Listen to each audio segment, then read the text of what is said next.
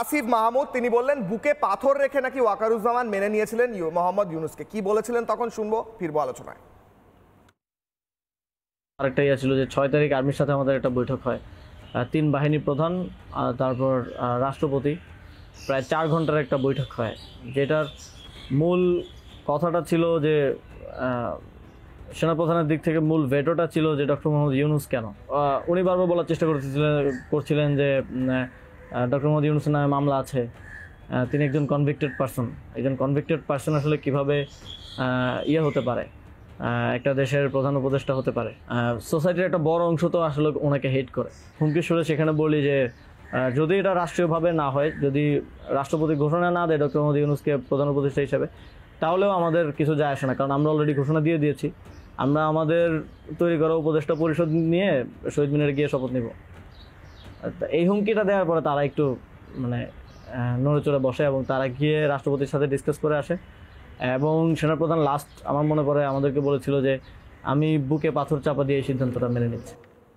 বুকে পাথর চাপা দিয়ে সিদ্ধান্ত নেওয়া হয়েছে মোহাম্মদ ইউনূসকে আনার। সেই মোহাম্মদ ইউনূসের দিন এবার শেষ হচ্ছে বলে গোটা বাংলাদেশে গুজব বলবো না, সবাই আলোচনা করছেন। আমি নাজমা কওসারের কাছে যাব। নাজমা কওসার, আমার প্রশ্ন হচ্ছে যদি ইউনূস পদত্যাগ করেন, ইউনূসকে পদত্যাগ করতেই হবে আর কিছুদিনের মধ্যে, কিছু করার নেই ওনার যেভাবে চাপ আসছে। আমার প্রশ্ন হচ্ছে শেখ হাসিনা তিনি বাংলাদেশে ফিরছেন এমনটাও শোনা যাচ্ছে, আপনি বলুন শেখ হাসিনা বাংলাদেশে ফিরছেন, কি পরিকল্পনা পরে বলুন। বাংলাদেশের সংবিধানকে যদি আমরা অনুসরণ করি, বাংলাদেশের সংবিধানে আসলে অন্তর্বর্তীকালীন সরকার বলতে কোনো সরকার নেই এবং কেয়ারটেকার গভর্নমেন্ট বলতেও এই মুহূর্তে কিছু নেই অ্যাকচুয়ালি। তো অন্তর্বর্তীকালীন সরকার উনি কিভাবে হলেন? আর যদি হয়েও থাকে, ধরে নিলাম যে হাইকোর্টের রেফারেন্ডাম নিয়ে উনি এসেছেন, তো ঠিক আছে 30 দিন। বিশেষ যদি পরিস্থিতি থাকে তাহলে আরও 30 দিন।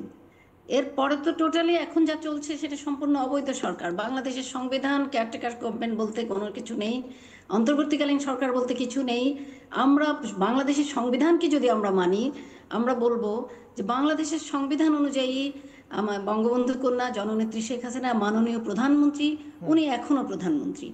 কারণ এবং যদি আরেকটি আগামী বাংলাদেশের সংবিধান বলছে আগামী নির্বাচন পর্যন্ত আরেকজন প্রধানমন্ত্রী শপথ গ্রহণ করা পর্যন্ত উনি জননেত্রী শেখ হাসিনাই মাননীয় প্রধানমন্ত্রী হিসেবে দায়িত্ব পালন করবেন। সুতরাং এখানে আসলে দ্বিমতের কিছু নেই যে ইউনূস পদত্যাগ করলে সংবিধান অনুযায়ী জননেত্রী শেখ হাসিনা স্পিকার আছে, সংসদ ডাকবে, পার্লামেন্ট ভাঙা হয়েছে, সেটাও অবৈধ হয়েছে।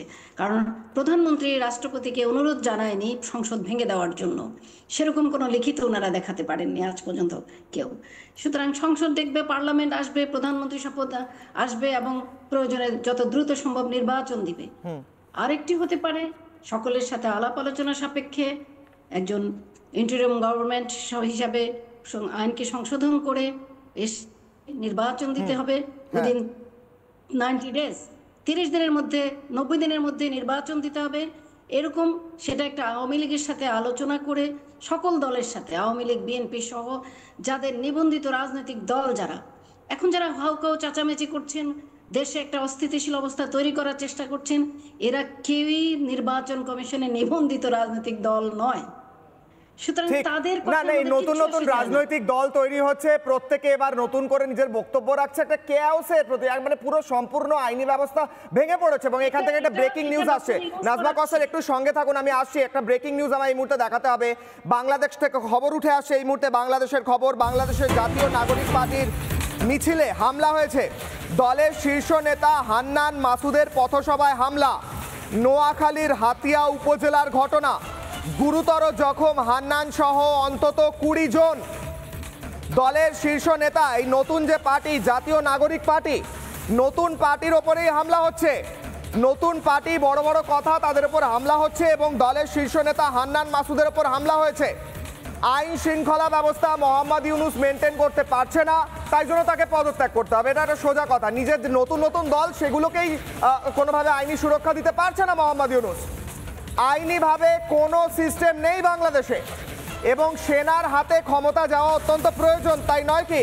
নানা ধরনের কন্টেন্ট দেখার জন্য লাইক করুন, শেয়ার করুন আমাদের ফেসবুক পেজ, সাবস্ক্রাইব করুন আমাদের ইউটিউব চ্যানেল। পাশাপাশি অন্যান্য ব্রেকিং নিউজের জন্য অবশ্যই চোখ রাখুন রিপাবলিক বাংলায়।